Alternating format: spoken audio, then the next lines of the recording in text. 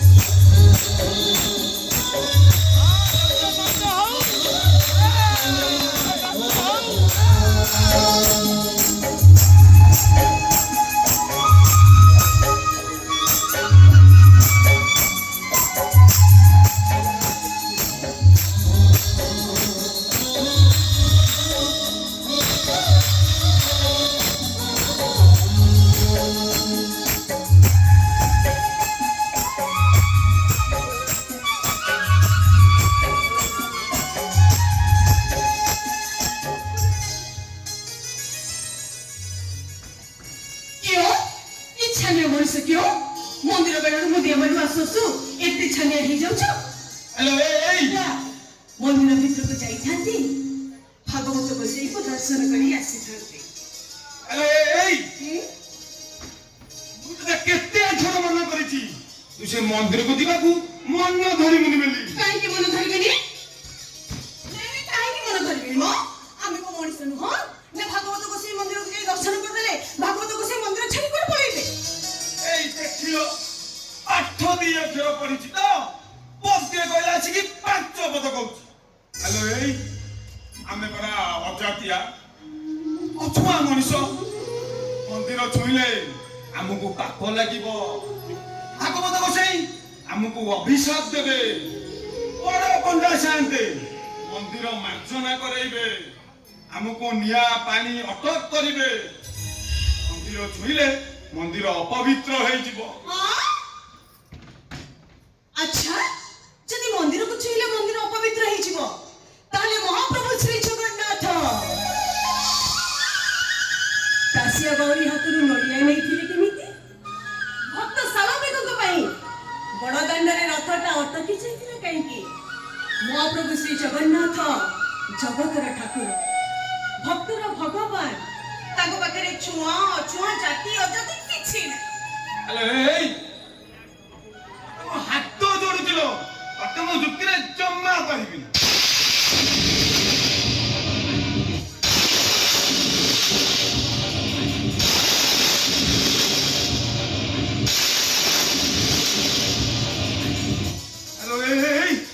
चल चल मोर ऊपर बता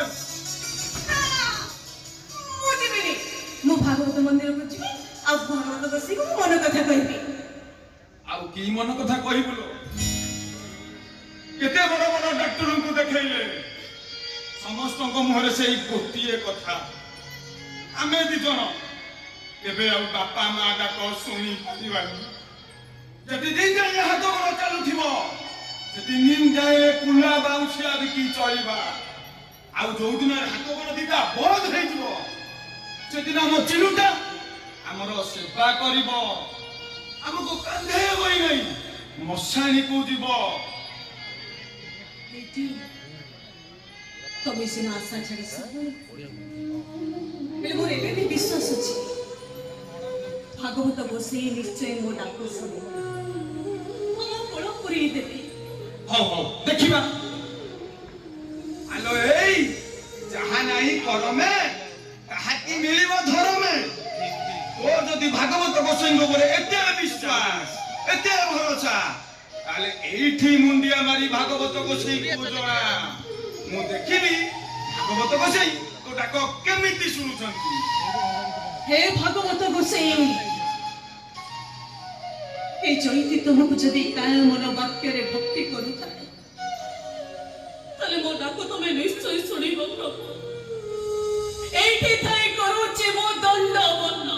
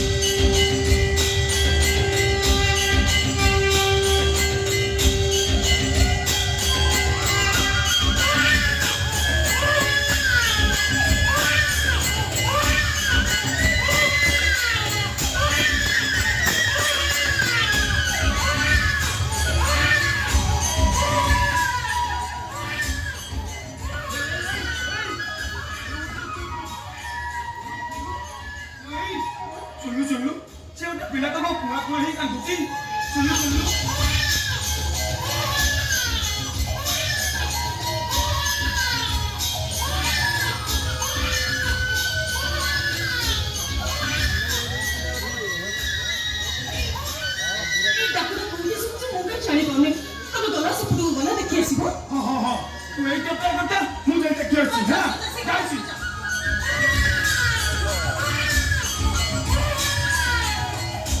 ମୋ ସୁନ କଳକୁ ଛୁଆଟେ ଦିଅ ଏଇଠି ତମକୁ ମୁଣ୍ଡିଆ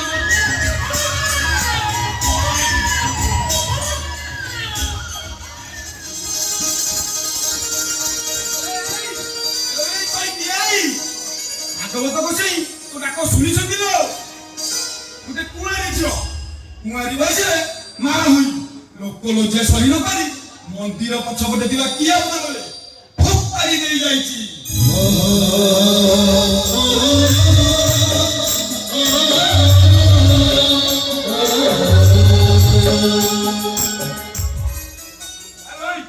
ହାତ କରି ଚାହିଁଛୁ କଣ ଯେ ନେ କୋଳକୁ ନେ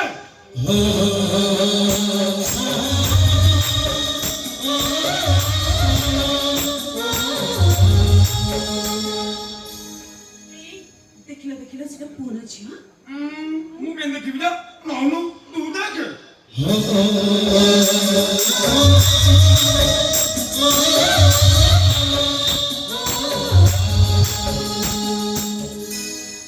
ଆଲୋ କଣ ପୁଅ ନା ଝିଅ ଝିଅ ଝିଅ କହିଲେ ମନକୁ ଶୁକେଇ ଦେଲୁ ନାଇଁ ଆଲୋ ଏଇ ଅନ୍ୟଜନ ଠାରୁ ମହାପୁଣ୍ୟ ଏ ଦୁନିଆରେ କିଛି ନାହିଁ ମାତା ଜାନକୀକୁ ବୋହୂ କରିବା ପାଇଁ ରାଜା ଦଶରଥ ଯେତେବେଳେ ରାଜା ଜନକଙ୍କ ପାଖରେ ପହଞ୍ଚିଲେ ରାଜା ଜନକକୁ ପ୍ରଣାମ କରି କହିଲେ ହେ ରାଜା ଜନକ ଆପଣ କନ୍ୟାଦାନ କରି ମହାପୁଣ୍ୟ ଅର୍ଜନ କରିଛନ୍ତି ଆପଣଙ୍କ ଦାନ କରିବାକୁ ମୁଁ ଏଇଠି ମୁଣ୍ଡିଆ ମାରୁଛି ଏଇ ଆମେ କନ୍ୟାଦାନ କରି ମହାପୁଣ୍ୟ ଅର୍ଜନ କରିବା ଗଲାବେଳେ ଆମ ମୁଣ୍ଡ ପାଖରେ ବସି ଭାଗବତ ଟିକେ ପଢିବ ଆମ ପାଟିରେ ଟିକେ ଗଙ୍ଗା ଜଳ ଦବ ଆଉ ଯିବ ଗଲା ବେଳେ କହିବ ହା କୃଷ୍ଣ ବୋଲି ଯାଉଯିବ ହେ ମାଧବ